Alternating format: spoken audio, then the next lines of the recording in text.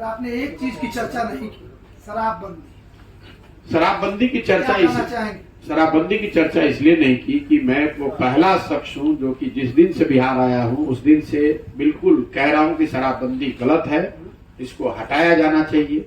जो लोग भी तर्क दे रहे हैं शराबबंदी के पक्ष में, उन लोगों को मैं खुली चुनौती दे रहा हूं कि आप बिहार को छोड़ दीजिए, देश को छोड़ दीजिए, दुनिया का कोई भी ऐसा उदाहरण मुझे दिखा दीजिए जहां शराबबंदी के जरिए आर्थिक, सामाजिक या अदर क्षेत्रों में कोई विकास या कोई बेहतरी हासिल की गई है।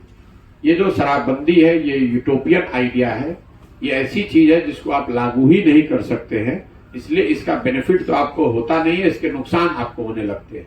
तो 20,000 करोड़ रुपए का सरकार का नुकसान हो रहा है हर साल शराबबंदी की वजह से, और ये पैसा शराब माफिया और भ्रष्ट अधिकारियों के जेब में जा रहा है, लोगों की मौत हो रही है और शराब हर जगह मिल भी रहा है। स्थिति ये है। आपने कहा कि मैंने बात नहीं की, बात इसलिए नहीं की कि अब तो पत्रकार भी ये सवाल नहीं पूछते हैं, लोगों ने भी बताना छोड़ दिया है। मालूम है कि भाई हर जगह हर घर में बिक रहा है, इसमें नई क्या बात है। खबर उतनी ही बन रही है जब कोई बड़ी संख्या में कहीं दुर्भाग्यपूर्ण किसी की मौत हो जाती है, क्योंकि ये जहरीली शराब से मौत का सिलसिला भी आप लोग को बेहतर पता है, ये आज नहीं शुरू हुई है।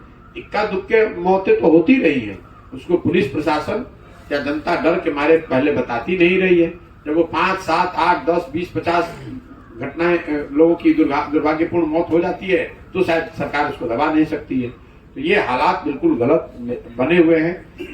और ये जो दोनों तीनों दल हैं, नीतीश जी तो मतलब एक तरह से हद कर दी है उन्होंने, एक तरह से डिक्टेटर हो गए हैं कि नहीं ये लागू ही होगा चाहे कुछ भी हो जाए, चाहे जितने लोगों की जान चली जाए, इस पर सोचने समझने को तैयार नहीं। और इससे सबसे ज्यादा नुकसान गरीबों का है। जिन महिलाओं के नाम पर शराबबंदी लागू किया गया है, सबसे ज्यादा गरीब महिलाओं को प्रताड़ित किया जा रहा है। जो लोग जिनके घरों के लोग पकड़ लिए जाते हैं तो महिलाएं दौड़ती हैं।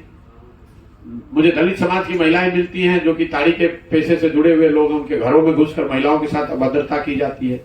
महादलित समाज की महिलाएं मिलती हैं जो बताती हैं कि उनको थाने में बुलाकर बैठा लिया जाता है ताकि उनके घर के जो पुरुष हैं वो आकर सरेंडर करें।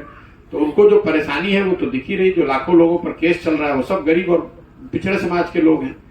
और सबसे बड़ी बात, जो नीतीश कुमार जी या कुछ लोग इसके समर्थक कर रहे हैं कि गांधी जी ने ऐसा कहा है, तो मैं आपके माध्यम से रोज कहता हूं, आपके माध्यम से भी खुली चुनौती दे रहा हूं कि अगर जिसने भी या जो भी दावा करता है कि वो गांधी जी को जानता है, पढ़ा है, तो मैं दावा कर रहा हूं गांधी जी का एक वक्तव्य लिखा हुआ या बोला हुआ दिखा दीजिए जो सरकार के द्वारा शराबबंदी के लिए उन्होंने कही है।